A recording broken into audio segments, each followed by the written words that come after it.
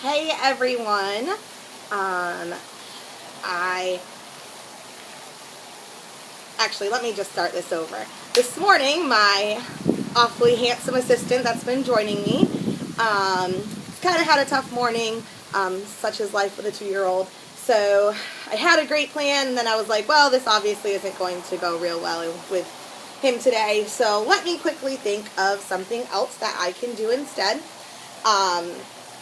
And so I hopped on Google trying to find something, and lo and behold, I found the perfect thing that I just needed to read today. And so in a moment, I'm going to share that with you guys. But to start, I'm going to give you a little background of what our quarantine journey has been like. So for those of you that don't know, I do the nursery every Sunday morning. And on top of that, I also work Monday through Friday at Blaine Creative Learning Center, and I am a preschool teacher over there. So my life is generally filled with a bunch of 2-year-olds, much like Heath. And when we started this out, I was like, well, this is just going to be a couple weeks. We can handle it, and kind of just had fun the first few weeks. And then when I found out it was going to be a little bit longer, I had this great idea of we are going to make the best of this. We are going to learn things. I am going to teach him stuff. We are going to potty train, all this great stuff. So off to Target and the dollar store I went, loaded up on fun things and educational stuff. And to be truthfully honest, half of that is still just sitting in the bags and boxes that it came in. So, because, like I said, life with a 2-year-old does not always go as planned.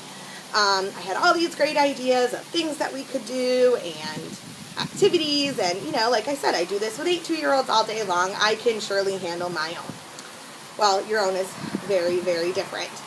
So, we have instead made the best of it by, just this week, we were able to get down to the beach, and we have been he has a little soccer program that he's in, and they've been sending out videos, and he is able to do that.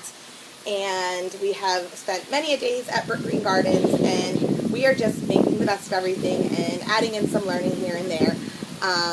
He can tell you all the animals there at Brook Green Gardens, and on top of that, he knows that, that God made all these animals because we've talked about creation, and he knows that they went on to Noah's Ark 2 by 2, and all these other little things because of, just these little Bible lessons that I've been able to incorporate into that also. So, like I said, we've been making the best out of it. So today, with the fact that our morning has not gone as planned, we're left with finding something else to do. So I hopped onto Google, and on the Proverbs 31 page, I found an article and a devotion about the mom I want to be versus the mom who I am. And I thought it was perfect for this time because people are becoming stay-at-home moms that were not stay-at-home moms. You're becoming a homeschooling teacher when you were not a homeschooling teacher. Me included. None of that stuff was stuff that I planned on doing with my child. So, the article is, it says, but the Holy Spirit produces this kind of fruit in our lives: love, joy, peace, kindness, goodness, faithfulness, gentleness, and self-control. There is no law against all these things. And it's from Galatians chapter 5, verses 22 through 23. And the whole article says, there's a big difference between the mom I want to be and the mom that I am. Over my 15 years as a mother, I've realized if I tie my value to specific expectations, either for my own behavior or my children's, I am setting us all up for failure. The mom I want to be always wakes refreshed, spends time with God, takes an early walk outside, and greets my husband and 3 kids with a big hug and the Bible verse of the week. So, ideally, that's how all my days would go, and especially now during this quarantine. Realistically, not really happening. But then you have the mom that I am. Often wakes late on my phone to make sure it counts all of my steps as I rush off to the bathroom, run downstairs, quickly eat a bowl of cereal, throw on a video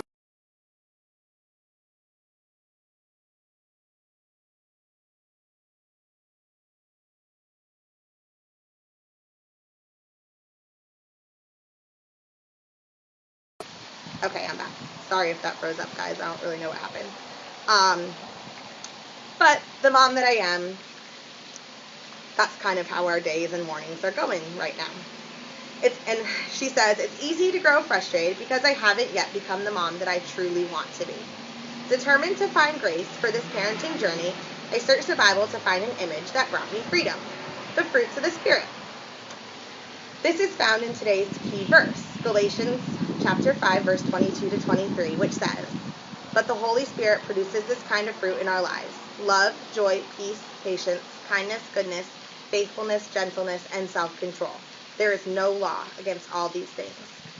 I've seen that each day I can make choices that move me toward or away from these fruits of character in my life, which is how our morning went.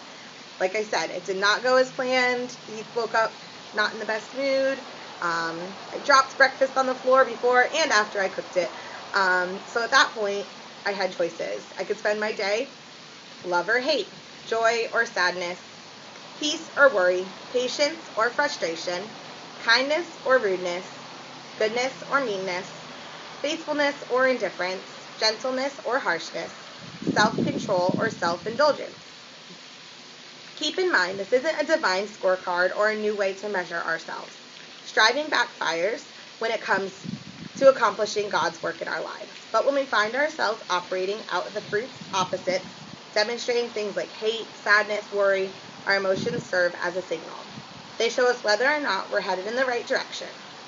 It no longer matters how full our to-do list is or how much we've accomplished. What matters is our heart. And that's kind of the way that I've decided to use our quarantine time now. You know, I could sit there and struggle through trying to make Keith do all these workbooks or, struggle in doing animal flashcards and all of that. But instead, we've decided just to roll with the punches, and we'll go and see those animals outside. We'll look at the bird while we learn about it. And, we'll talk about all of God's creations while we see them outside, as opposed to just sitting down and talking about them. And when I drop breakfast, I can react one of two ways. I can be mad and angry, or again, I can just decide to be patient, practice some self-control to not flip out over the cracked eggs on the floor, and just see how the rest of our day goes. She goes on to say, we see a similar pattern in nature. In a 4-season climate, different months serve different purposes when it comes to producing fruit. If we judge a tree during winter, its seemingly unproductive time of year, we might decide that it's dead. We might deem it a failure because it stopped bearing fruit, and make the mistake of cutting it down. If only we'd waited. Winter would end, spring would arrive, and buds would appear. Just a preview of the tree's coming attractions. And just like this time, quarantine is just a season right now, and as crazy as it can be driving me, and probably everyone else, we all just need to remember that this season will soon be over. Well, we can hope soon. And that hopefully things will be back to normal, and that we will be, trying to figure out how to go back to normal life again. It's the same with our spiritual lives. Sometimes we need to remember to wait for the fruit to sprout. It's important that we make time to honor our personal life seasons, trusting God to bring up the fruit, to eventually bring the harvest He has planned. According to His perfect timeline, let's rest in Him, confident that, thanks to His grace, and in spite of our struggles, that we are exactly the mothers our kids need, even if we still have some growing to do. And one thing that it says, at the end of the video is, what's one thing you can remove from your to-do list today in order to operate more freely out of the fruits of the Spirit? So I kind of challenge everyone to just think about that at the bottom. What's something that you can remove in order to operate more freely of the fruits of the Spirit? And I kind of decided this morning, too, that when I was looking over this list and her whole, the mom that I am and the mom that I want to be, that I've decided that you kind of, especially right now with all of this, going on, and how different everything is, you kind of just have to be the mom of the moment almost. And, figure out day to day how it's going to work, and fit in whatever teachable moments, biblically, educationally, all of that you can at the moment. And, just remember to keep in mind how you're going to handle things. You can, you have the choice. It can be love or hate, joy or sadness, peace or worry, patience or frustration, rudeness or kindness, goodness or meanness, faithfulness or indifference, gentleness or harshness, self-control or self-indulgence. So that's really it. Maybe Heath will be back with us next time. You never know. As I said, life with a 2-year-old, you just kind of got to roll with it and quickly change your plans. That's all for today. Thanks, guys, for watching. Bye. Hopefully we can get back to church soon and see everyone in person.